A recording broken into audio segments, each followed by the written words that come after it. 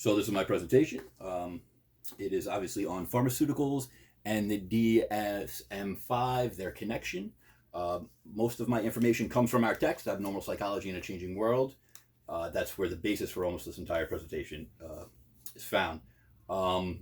Initially, when I was reading the text, during our classes, what stood out to me was the psychoanalytic treatments, how they described what they would do, but they never really seemed, or very rarely seemed, to recommend that as a treatment for disorders. But then I noticed something else. So what was recommended, or was described as the best use, was CBT and various forms of therapy like that, learning and different treatments. But yet drug treatment was listed alongside it almost every single time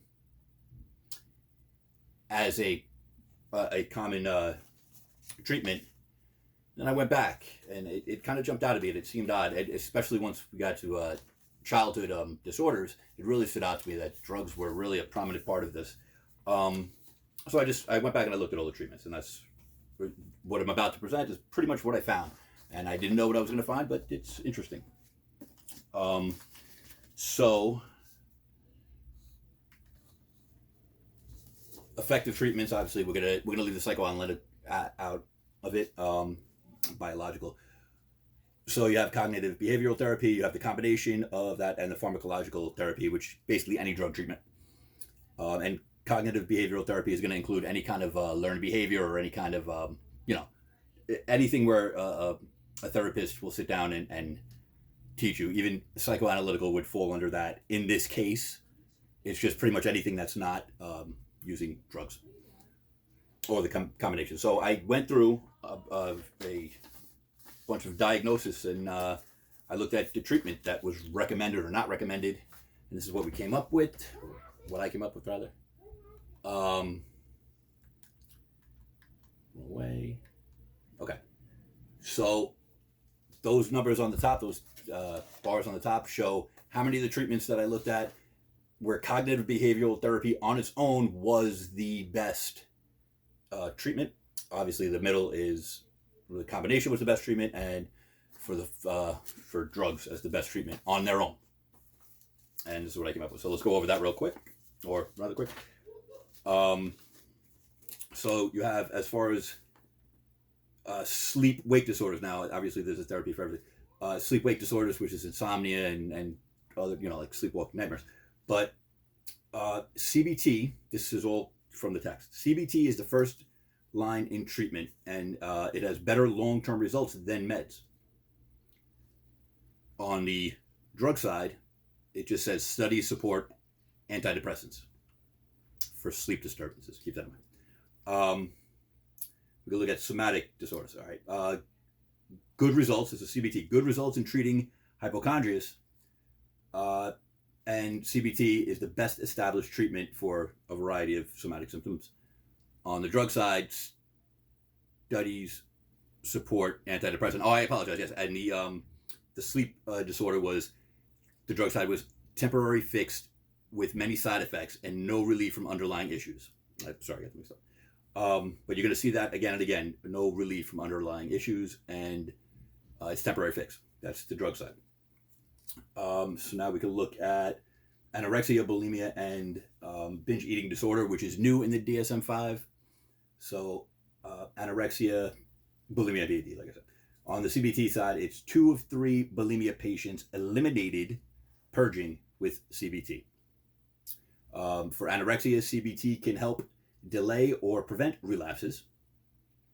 CBT has become the treatment of choice for binge eaters, and CBT showed better results than drugs after 12-month follow-ups. And that brings us back to drugs do not treat the underlying issue. On the drug side, for the eating disorders, for bulimia, it has shown limited effects. For anorexia, the results are mixed or poor. And for binge eating, CBT is far better, or just better, rather, I should say. But, as we'll get to in a minute, the treatment for binge eating, they're working on using stimulants. Sexual disorders. So obviously, rape is what even the text believes is a socio, a societal disorder. Although there are some psychopaths mixed in with that. So really, we're going to look at sexual dysfunction, where whether it's a female orgasm or men's erectile dysfunction or something along those, where it's lack of performance and various other things. This is where we got one of the. Well, actually, I'm sorry. This is the pharmacological therapy on its own, because you can't deny that Viagra works. It also says, the text says that antidepressants work for premature ejaculation. Of course, they work for everything. On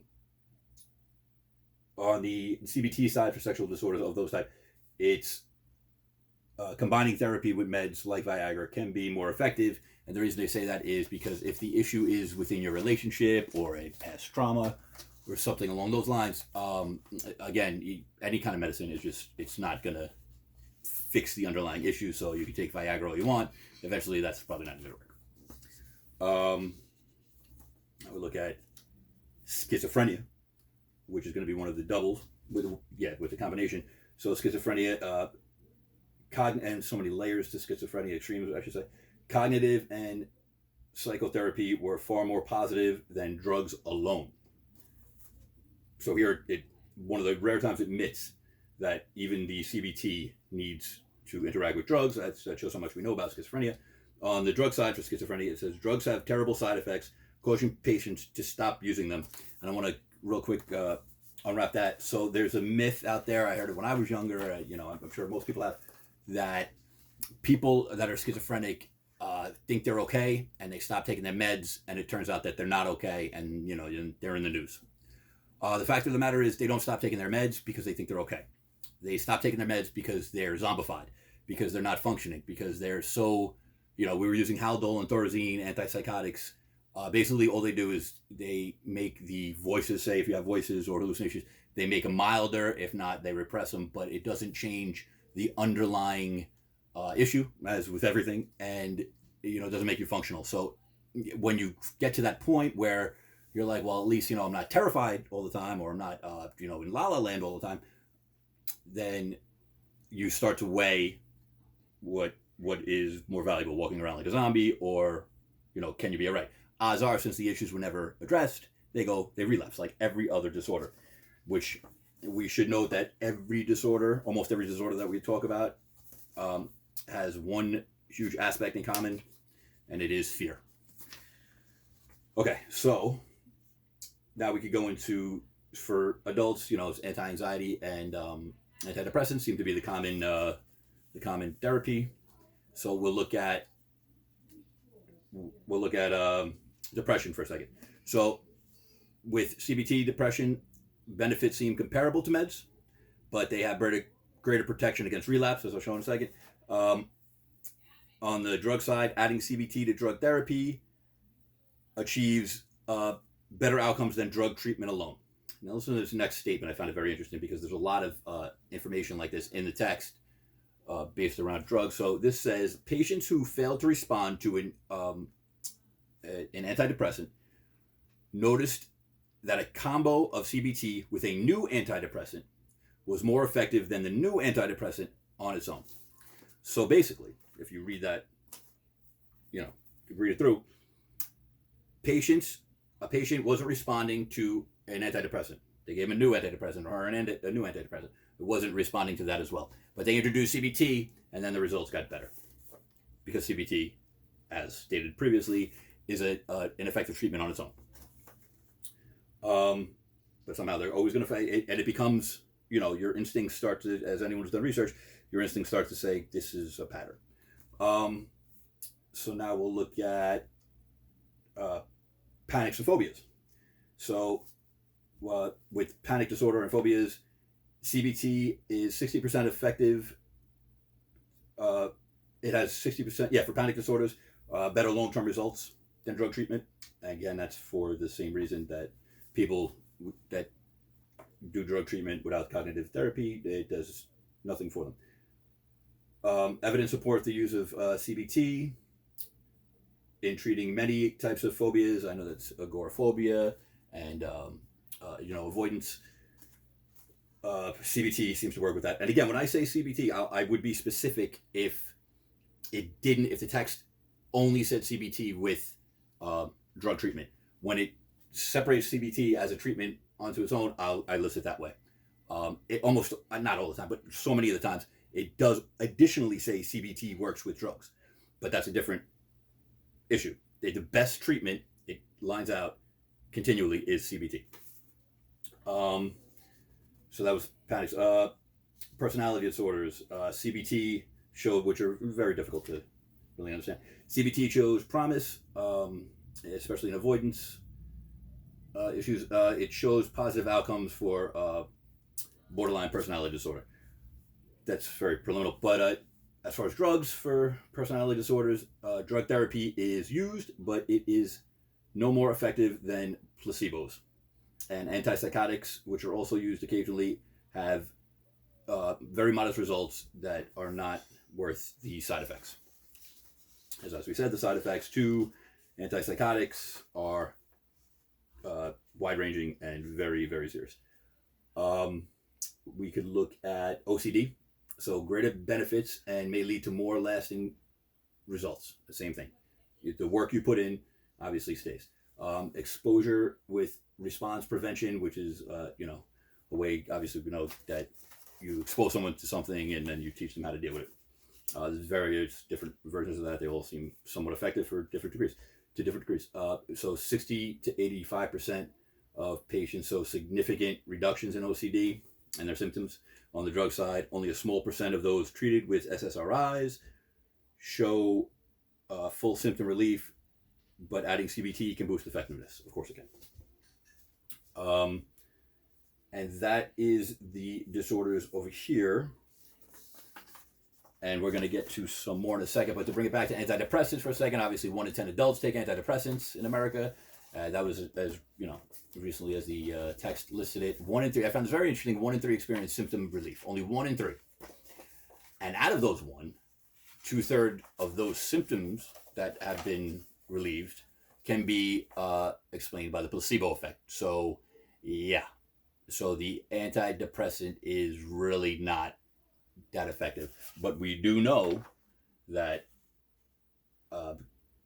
the CBT benefits seem comparable to the meds with greater protection after relapse. So if you have to do the same thing, if you have to trade one for the other, or even do them at the same time with the meds, and I want to be clear that this is an argument against taking meds. It's about using them properly and not overdiagnosing and not prescribing them indefinitely.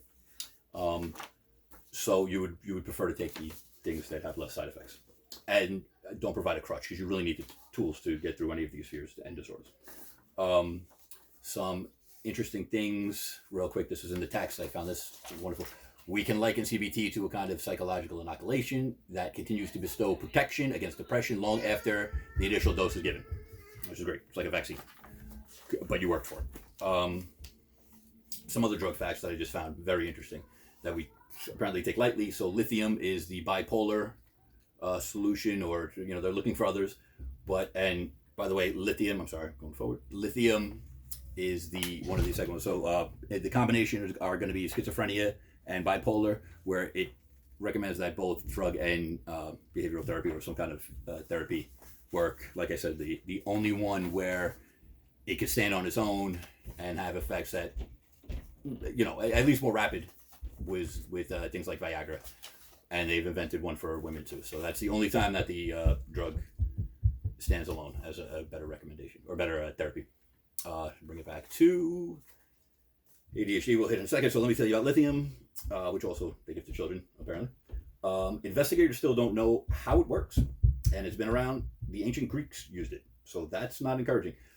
Side effects are toxicity, lethargy, weight gain, and slowing down of motor function. So basically from this drug, you get symptoms that a psychiatrist might assume was another disorder if they didn't know you were on lithium. And it's similar to what I was saying about haldol and thorazine. Really turns you into a zombie. It is metal. It is going into you, and it's probably sitting in either your brain, your blood, your lungs, or your liver, and it's really making you lethargic. And a lot of people who get it are on it indefinitely, unfortunately, because we don't know enough about bipolar. Okay. Then there is disulfiram. It is a drug to stop alcohol abuse, and the way it stops it is makes you sometimes die, or at least near death. So that's an interesting solution to alcohol abuse. That sounds pretty prohibitionish. In the personality disorders, as we talked about before, drug therapy does not directly treat personality disorders, but they still found a way to get you some drugs. So, anxiety disorder and depression obviously are symptoms, and it's all, there, but they're going to make sure you get your antidepressants and your anti-anxieties, and they recommend, well, not recommend, but they show that those are used as a treatment. And back to the sleep-wake disorders. So sleeping pills like Ambien, anti-anxiety like Xanax or Valium. The issue with those are the resistant bills rapidly.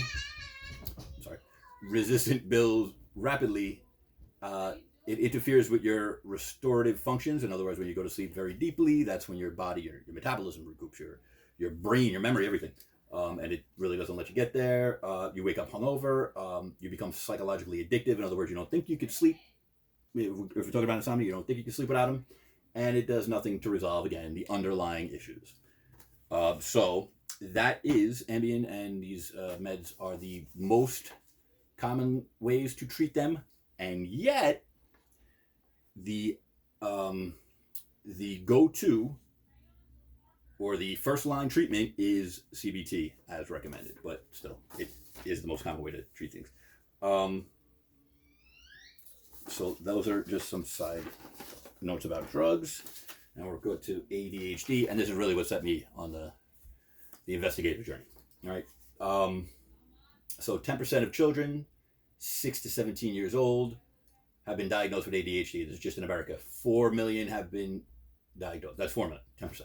6%, that's actually, there's a newer number. 6% of all 6 to 17-year-olds American children, or 6% of all 16 to 17-year-old American children would be in that diagnosis. So, would be on meds. I apologize. So, 70% of ADHD take stimulants or other psychiatric drugs. That's 3.5 million kids. That's 6% of all children. Now, they also started to give drugs, or not just started, it's been going on for a while, to 2-year-olds up to 5-year-olds. So there's a bigger number that includes them, I believe. It's actually 6.7. That's how many children are on some kind of psychiatric drug. That's a lot. Almost 7% of all children in America. So they're using these drugs to apparently, make their lives better for the children. But as it turns out, like other drugs, children revert to their old behavior without drugs if they have not learned coping skills, which we do not excel at here. I apologize for the ice cream. We just drug the children, and apparently studies show that these stimulants, they create a tolerance, and they do not improve grades or academic performance. So without coping skills, you basically just using the stimulus to kind of get them from being fidgety, but it's not improving their grades. It's making life easy for the adults. Instead of looking at, maybe we should have a class in elementary school that is about behavior, social interaction, bullying. We could expand upon it. There's room, there's time, it should be done. Just like as children get older, civics class would be real helpful as well. So teaching kids about how to interact in society rather than drugging them up, it would be a recommendation. So when we compare the treatments with ADHD, and ADD is no longer in the DSM-5, it's just ADHD, the effects of CBT may not be as strong as stimulants, and I found that statement very, very, I noticed it. So the effects of CBT may not be as strong as stimulants. Good. Because as we just said, the stimulants are not making them better at school, not improving their grades. It's just keeping them pretty numb. It's not teaching them any life skills. So we don't want anything to be as strong as those. Children who have received CBT and they've had comparable results, in other words, they became behaved without being drugged, they had comparable results as drug treatment, and they had no significant side effects. And obviously, those are tools that they'll learn to keep for life. And when we go through those, we can get to the bottom if any children has any issues at home. But so it doesn't end at stimulants. The CBT for children with depression, there are studies that show 75% of children no longer showed signs after treatment. That's just CBT. CBT also shows great results with childhood anxiety.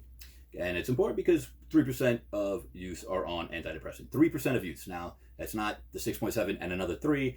There's that many millions of kids that are taking 2 to 3 psychiatric drugs. And there's no evidence that 2 even works, not mind 3. But these are out there. And there are psychologists that are speaking up about this, just not in the DSM-5. Or 4, or 3, or 2. So children are also being prescribed sleeping pills, antipsychotics, anti-anxiety, anticonvulsives, and we know that antidepressants create or enhance suicidal symptoms in children. They do increase the suicidal symptoms. So CBT. So here's where we go outside a little bit. I don't want to go too crazy. So this is an interesting study, not a study, more of an observation, but it's well researched. This is Jen Weixner. This website is very popular if you're an investor or you're interested in where to go next. So she's not saying this to make the drug companies look bad. She's telling her followers this is where to invest your money. This is in 2013. The DSM-5 was approved in 2013. It was in the making for a couple years, I think 2010, maybe longer. What she basically says here is incredibly interesting. So she's telling her investor followers there's 15 new mental disorders, and pharmaceutical companies hope that their drugs will be able to be applied to those disorders, not necessarily new ones. Actually, what they tend to do is just reappropriate drugs. They find it's called off-label usage, I believe. Pretty much every drug that we know of didn't start as what it is now anyway, so they go that route. Now, they can't just say that. Doctors can do it if they want. Doctor can turn around, obviously, and prescribe whatever he wants. But the pharmaceutical companies can't just say, well, we think hydrochloroquine is the thing to do. It's illegal. They get fined big time for that. So they have to go through the process of proving it. So some of the things that the pharmacists are getting excited about was the guideline in the DSM-5 where if someone lost a loved one, if they were grieving, they recommended that you wait 8 weeks before you diagnose them as with major depression disorder. Now you can do it that day. So get them drugged. And again, that's when someone's in pain, I'm not against that if we look at it as a temporary fix. So now, as I said earlier, stimulants are being used to treat binge eating disorder. Binge eating disorder is also a new disorder. It wasn't on the DSM-4. Besides the fact that obviously stimulants, binge eating, they're not purging, so they're going to be obese or overweight at some point. Stimulants suppress appetite. It's an obvious thing. Sort of cigarettes and caffeine. Hold on. So there's also cannabis withdrawal is now a disorder, which is incredibly interesting. The thing is, some companies, actually the company and I don't know if it's Cymbalta, I don't remember if the company's Merck, and I couldn't find it again, but it is in the article. Some companies were on phase 2 of their testing of their drugs for new applications, one being stimulants for binge eating disorder. They were already on phase 2.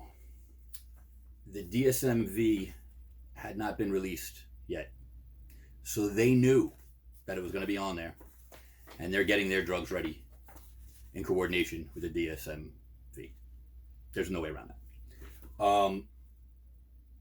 So that is the connection. And again, this Jen is not, or Ms. Weixner, is not disparaging the companies. She's just seeing the obvious, and they tend to be a little more open with her because she's worried about the markets, worried about investments.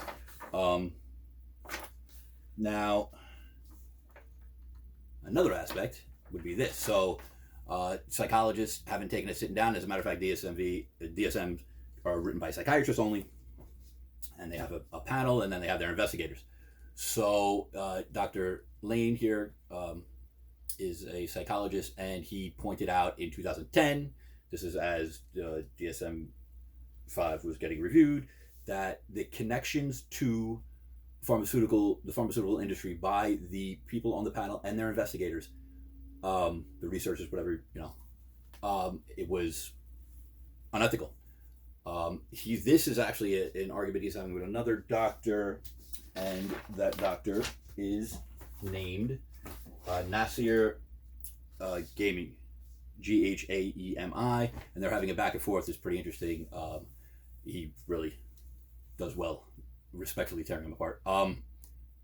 He points out the connections that at this point in 2010 they knew of 68% of the panel had connections to big pharma. So in DSM-4, they knew about these connections too, and everyone spoke up in the Psychiatric Association, the APA, and they said, okay, we're going to fully disclose our connections, and we're not going to allow anybody here that has made within the year $10,000, more than $10,000 from the pharmaceutical company, or $50,000 in stocks and investments. And they said, oh, that's well, okay, I guess. I mean, if that's what you're offering, and as it turns out, with further research, yes, they did stop at that, but that doesn't mean grant money for research. That doesn't mean giving speeches that are funded by pharmaceutical companies with the venue paying you. So there's like a middleman, all these things that happen all the time.